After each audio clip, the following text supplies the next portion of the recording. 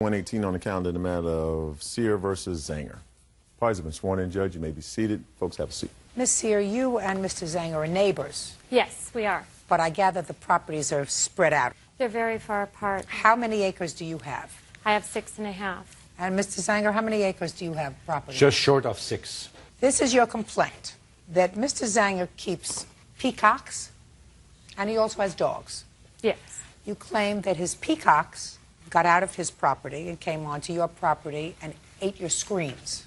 That his dogs attacked your dogs. You have vet bills that you want him to pay for. And that when you complained, he sent out a letter to neighbors that really vilified you and caused you a substantial amount of hardship. And you want to be compensated for that as well. Mr. Zanger says the screens, really no big deal. That his dogs are territorial, and as far as the letter is concerned, he never meant the letter to cause you any embarrassment or stress. He was really trying to be neighborly. That's your defense. Exactly. How long have you been neighbors? It'll be 3 years in July. Do you have pictures of your peacocks, Mr. Zanger? I do. May I see them, please? They're so pretty.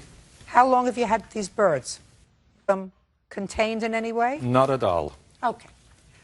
So you understand if you don't keep them contained in any way, you are responsible for any damage that they cause. Yes. Good. So tell me about the damage that the peacocks caused, Miss Sear. We have a 3-story house. They've gotten up there and ate all 5 of the screens on our 3rd story. Can I see the pictures, please? They certainly are beautiful Here, birds. they're 8 all the way Thank up you. to here. Beautiful.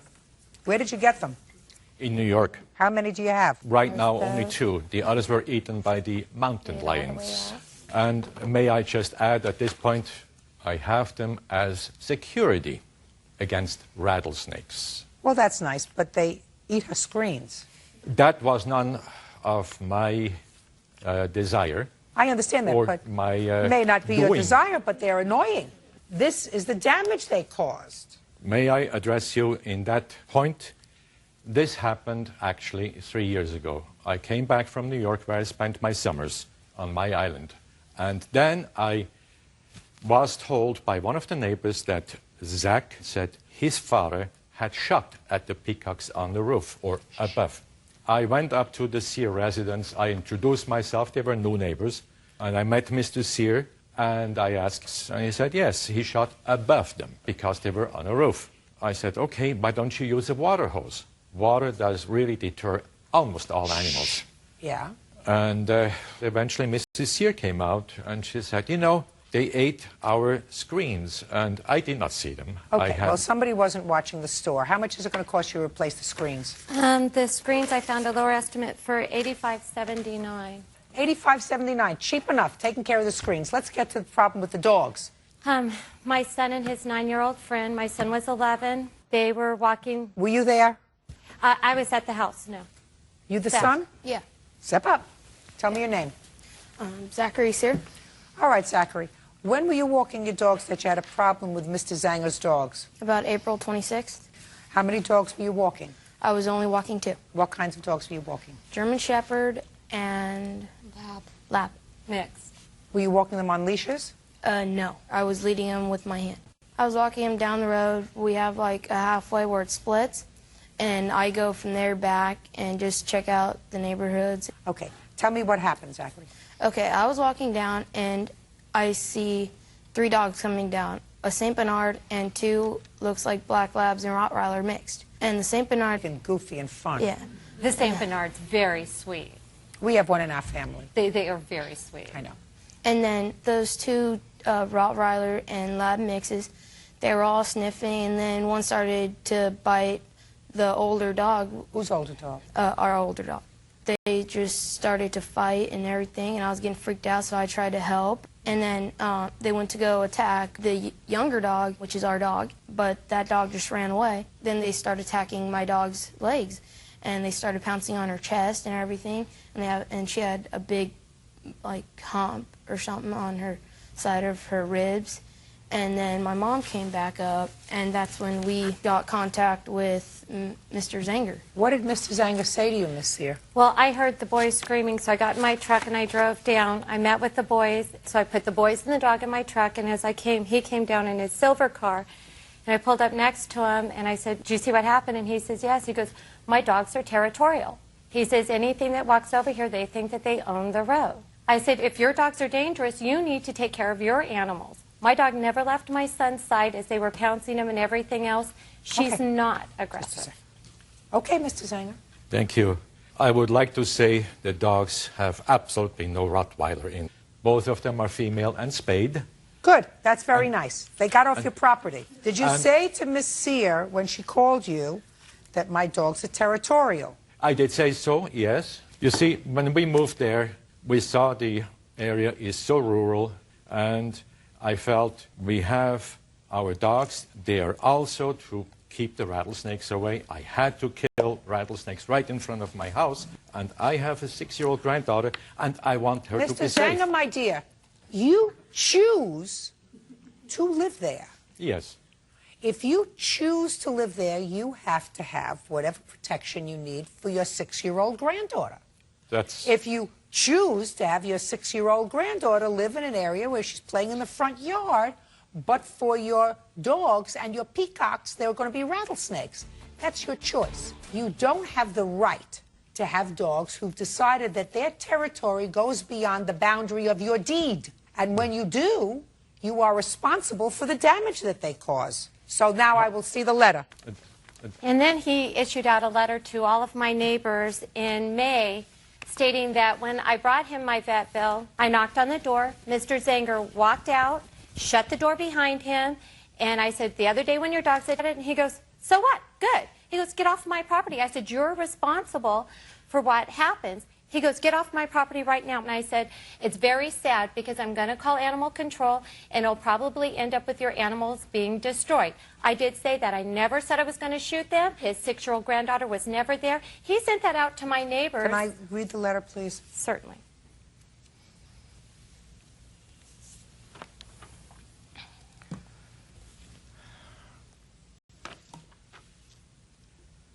Are you employed, sir? No, I'm retired. You got a lot of time on your hands. And anybody receiving this letter, Miss Sear, would understand that this is the musing of somebody who has a lot of time on their hands.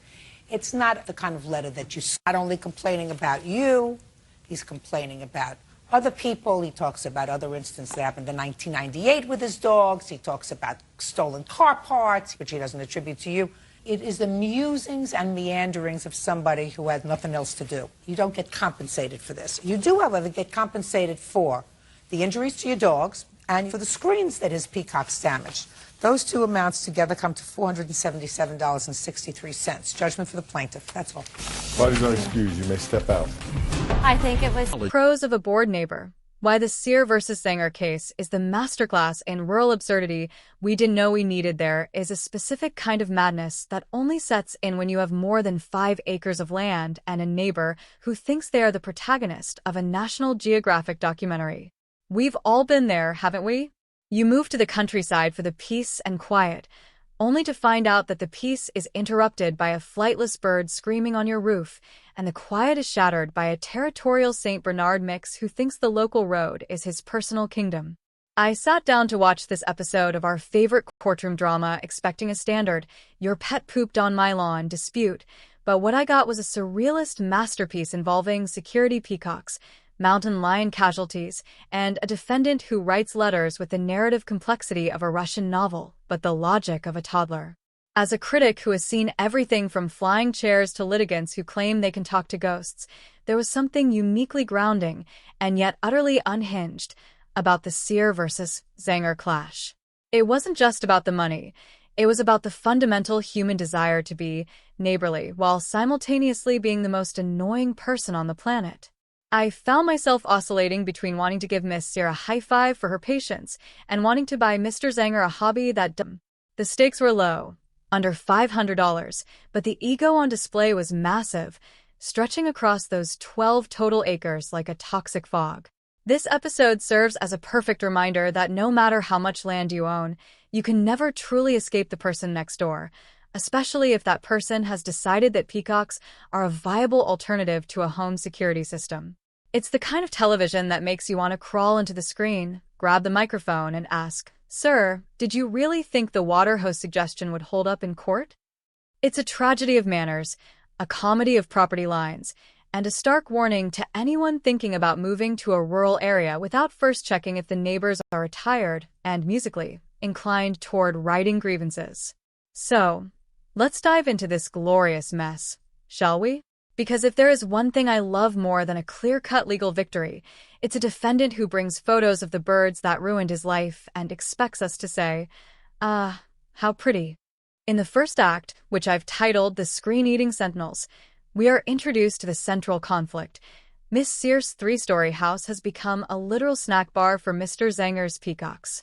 Miss Sear enters the courtroom with the weary energy of a woman who has spent 3 years explaining to her insurance company that, no, a full bird with a taste for mesh. Mr. Zanger, on the other hand, presents his defense with the confidence of a man who believes they're so pretty is a legal shield against liability. We learn that these birds aren't just pets, they are security against rattlesnakes. Let that sink in.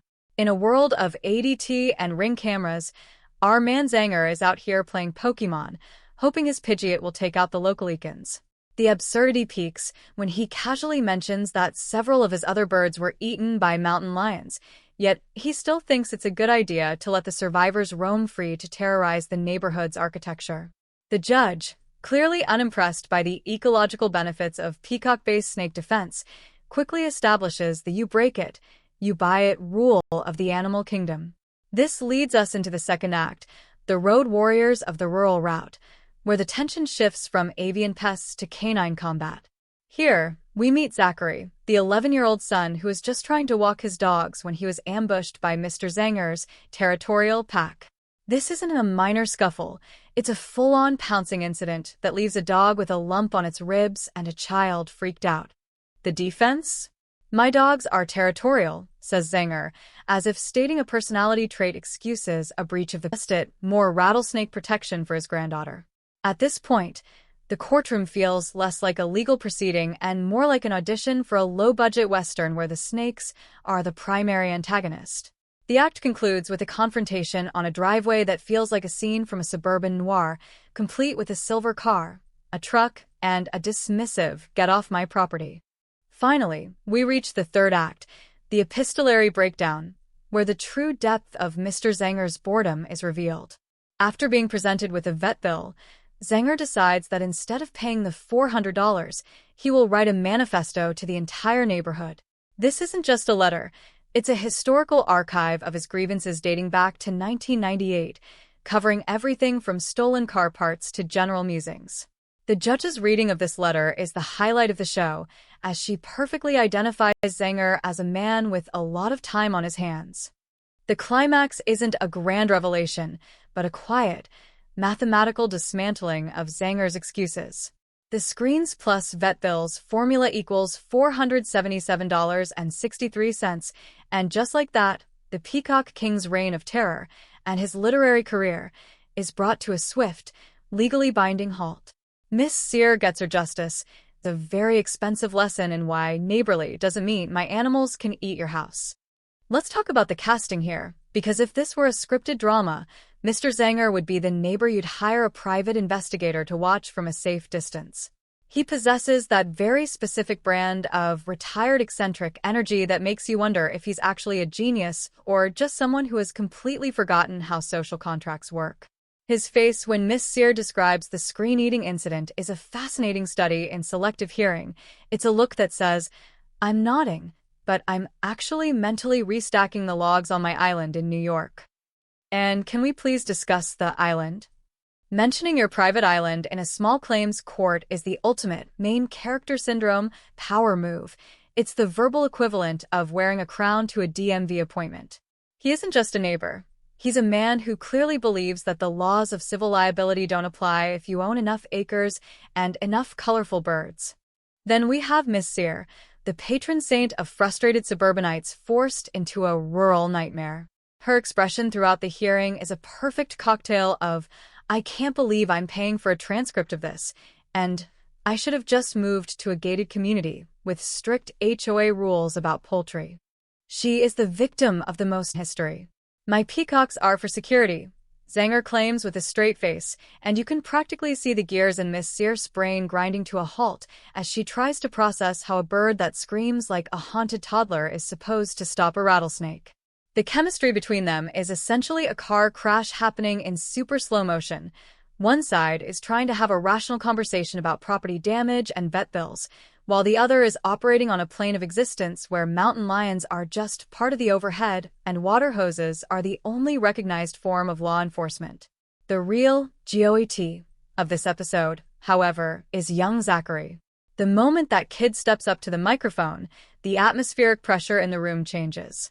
While Zanger is playing the territorial card to excuse his dog's behavior, Zachary provides the raw, unfiltered reality of the situation. The contrast between Zanger's nonchalant dismissal and the kid's genuine, freaked-out memory is where the editor's work really shines. They linger on Zachary's face just long enough to make Zanger look like a cartoon villain for suggesting that a child should just deal with a pack of aggressive dogs. It's a brilliant read of the room. The audience is immediately tethered to the child's perspective, making Zanger's later excuses feel even more hollow. Speakment is doing a monumental amount of heavy lifting. Notice the surgical precision of the pacing when the judge begins reading Zanger's manifesto. They don't just show the text, they give us a montage of reaction shots. The judge's squinting eyes, the subtle, rhythmic head shakes of the bailiff, and the blank stares of the gallery. The production team frames this letter not merely as evidence, but as a psychological profile of a man with too much ink and far too much silence in his life. The way the audio dips into a quiet, judgmental hollow when Zanger talks about his neighborly intentions, followed by the sharp, percussive questioning of the judge, creates a comedic beat that transforms a dry legal dispute into a high-stakes sitcom. The use of the peacock photos was a stroke of genius. Cutting from the pretty plumage to the mental image of them shredding window screens is the visual equivalent of a punchline. You can often smell the staged nature of these courtroom shows, but the sheer, unadulterated absurdity of Zanger's security peacock defense feels too weird to be scripted. This is the beauty of the genre. Finding the one person in America who truly believes a water hose is a legally binding solution to a dog attack and putting them under a $50,000 lighting rig. Zanger isn't just a defendant without a hobby that doesn't involve local wildlife. He becomes the architect of his own demise, one rambling, multi-page grievance at a time. The interaction between the judge and Zanger is the chef's kiss moment. She treats him like a naughty schoolboy who's been caught passing notes in class, and his indignant defense of his territorial dogs only serves to highlight how disconnected he is from the territory of common sense. It's a masterclass in how to edit a villain without them even realizing they've been cast in the role, turning a dispute over $477 into a Shakespearean tragedy about a man, his birds, and his very, very long letters. Now, if we look closely at the Bonté Daudin, or the directorial hand at play here, we have to appreciate the sheer restraint shown by the editors in not drowning this episode in womp-womp sound effects, though the temptation must have been agonizing.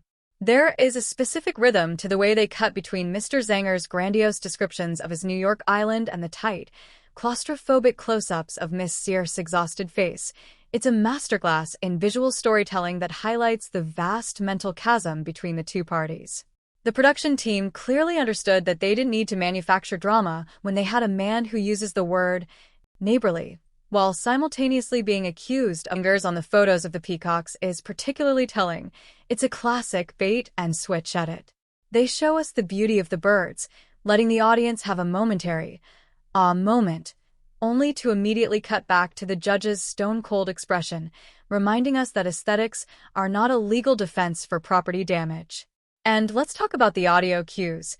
The silence that follows Zanger's suggestion to use a water hose is louder than any laugh track could ever be. It's that heavy, awkward silence that signals to the viewer that we have officially entered the twilight zone of rural disputes. Was this script natural or staged? It feels authentically unhinged. While most reality TV is polished to a high gloss, the raw, meandering nature of Zanger's defense, mentioning 1998, stolen car parts, and his granddaughter's safety in the same breath, screams of a man who hasn't been told no in a very long time. The villain edit here is subtle because Zanger provides all the rope himself. The producers didn't need to prompt him to mention his island. They just gave him the stage and let his ego do the work. The slow-motion replay of Zachary describing the dog attack is perhaps the only moment where the drama feels a bit pushed, but even then, it serves to ground the...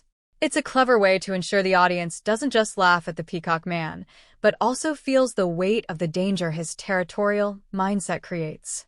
The editing of the final judgment is swift, designed to feel like a cold splash of water after Zanger's long, rambling fever dream. It's a percussive ending that restores order to a world that, for 20 minutes, felt like it was governed by bird law and island logic. Transitioning into the cultural marrow of this episode, we find a fascinating case study in what I like to call acreage-induced main character syndrome. In an era where we are obsessed with boundaries, both emotional and physical, Mr. Zanger represents the ultimate boundary crosser, both literally and figuratively. He is a relic of a mindset that believes my land, my rules extends even to the road that other people use. In the age of TikTok, neighbor wars, and Karen sightings, Zanger is a sophisticated, high-end variant. He's not screaming in a grocery store. He's writing multi-page manifestos from his private island. There is a deep, irony in his defense. He keeps dangerous, territorial dogs and flightless, destructive birds to protect his family from rattlesnakes, yet the protection itself becomes the primary source of the ultimate rural aesthetic trap, the desire to live in nature while refusing to take responsibility for the nature you bring with you. This episode taps into a very modern trend of extreme isolationism, where people move to rural areas and forget that they still have a social obligation to the humans living 6 acres away. The lesson here isn't just keep your dogs on a leash or don't let your peacocks eat screens. It's a much more profound message about the dangers of boredom.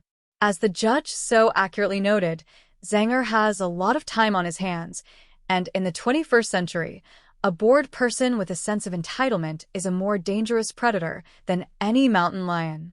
We see this everywhere today. People who would rather spend hours crafting a narrative of victimhood in a letter than spend 5 minutes writing a check for the damage they caused. This episode is a perfect mirror for our current social climate, where the narrative we tell ourselves about being neighborly often hides a refusal to acknowledge the basic rights of others. It's a try lesson in the sense that it's so obvious it shouldn't need to be said, yet here we are, watching a man lose $500 because he thought they're pretty was a valid legal argument. Ultimately, the show reminds us that no matter how many acres you have or how many islands you own, the smallest space in the world to eye. And in that space, not even a security peacock can save you from the cold, hard gavel of reality. As we reach the final act of this theatrical neighborhood dispute, we have to look at the judgment, not just as a financial transaction, but as a long overdue reality check for the Island King. The way the judge calculates $477.63 is almost poetic in its precision. It is the exact cost of common sense in a world where peacocks are considered high-tech security systems.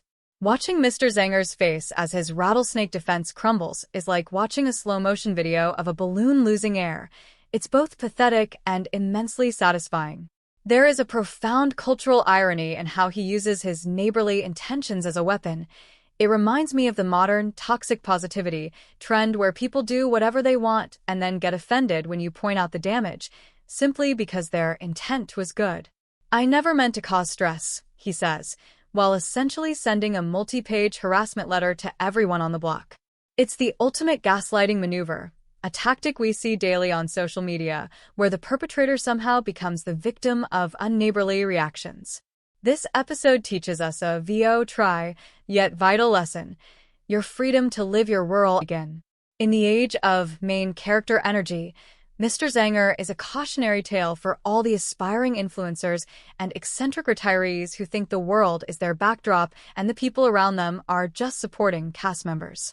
The judge, in her infinite wisdom, cuts through the musings and meanderings to remind us that at the end of the day, we live in a society governed by deeds and boundaries, not by the whims of territorial street bernards or the decorative utility of exotic birds.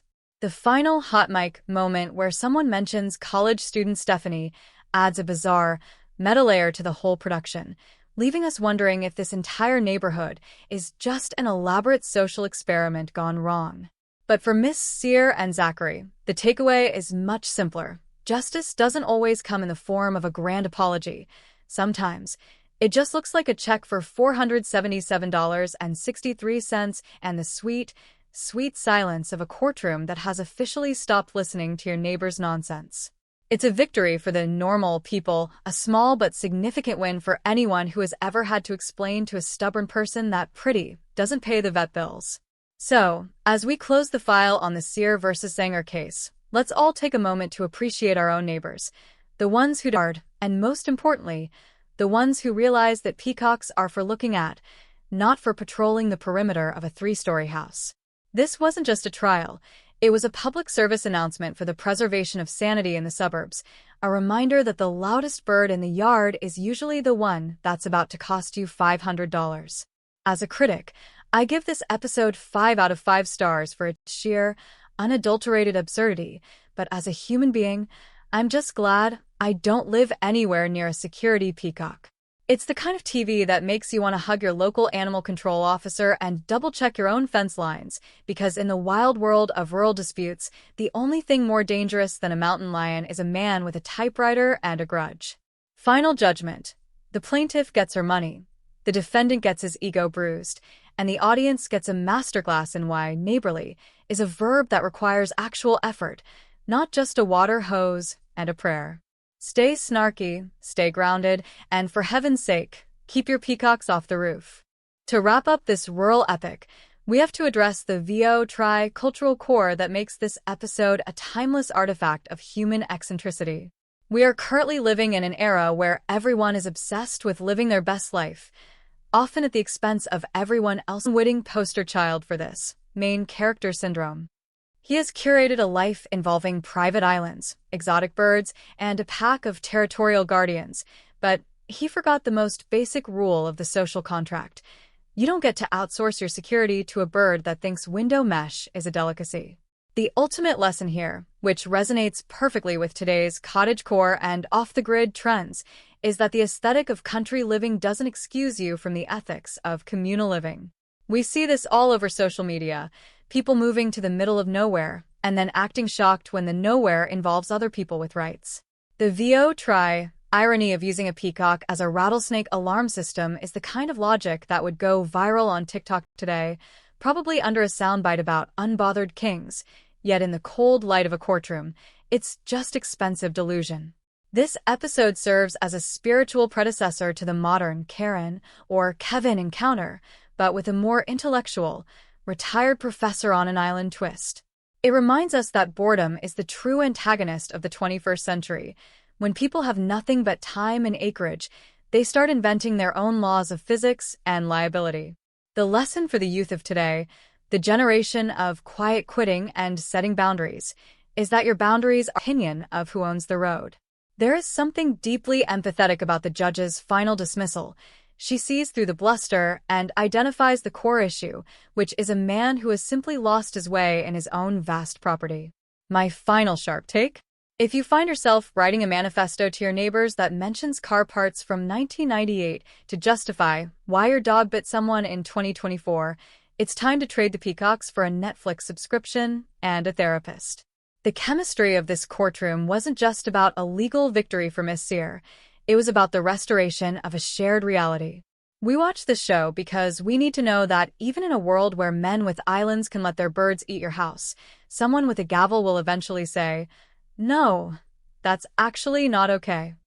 It's the ultimate comfort watch for anyone who has ever had a neighbor from hell. As we reflect on that final, confusing mention of college student Stephanie, we are reminded that life is messy, people are weird, and the truth is usually somewhere between a vet bill and a 3-story roof. So, the next time you think about getting a security peacock, just remember Mr. Zanger and his $477.63 lesson. Justice might be blind, but it definitely has a sense of humor when it comes to poultry-related property damage, reminding you to keep your friends close, your neighbors closer, and your exotic birds strictly contained within the boundaries of your own sanity.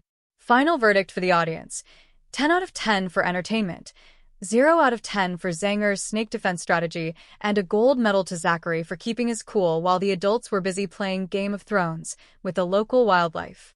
Stay tuned for the next episode, where we'll probably see someone suing their cat for emotional distress caused by judging them too hard, though after today's Peacock drama, that might actually seem normal.